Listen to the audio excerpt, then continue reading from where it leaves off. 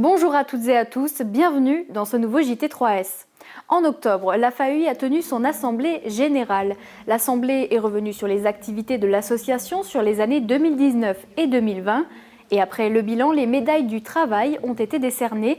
Les présidents et vice-présidents de la FAUI ainsi que le directeur du pôle travail du groupement 3S ont remis ensemble ces médailles à 7 travailleurs méritants.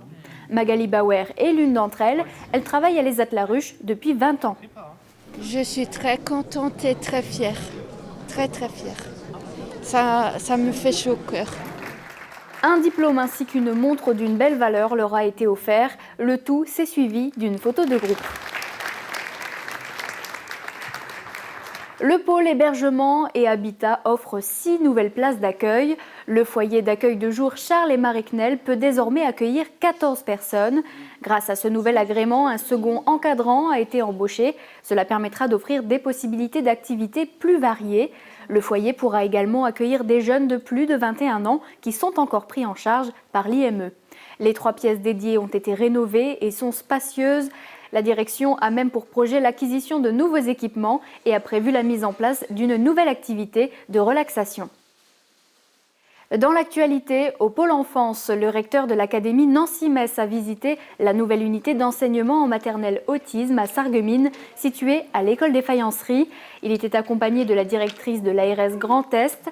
Ils sont venus souligner l'importance de cette unité et mesurer le travail effectué par l'ensemble du corps enseignant et du médico-social. Ce sont effectivement des unités d'enseignement qui fonctionnent bien par une collaboration entre la sphère médico-sociale, je vais dire, et puis la sphère éducation nationale, et qui permet à ces enfants de vivre une scolarité, de vivre une sociabilité qui soit la plus normale possible.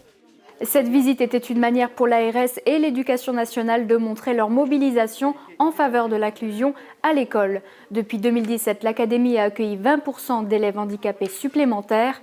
On compte 28 UMA dans le Grand Est, dont 3 en Moselle.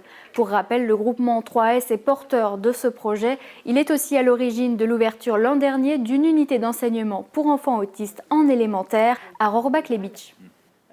C'est la fin de ce JT3S. Merci de l'avoir regardé. On se retrouve le mois prochain. D'ici là, portez-vous bien.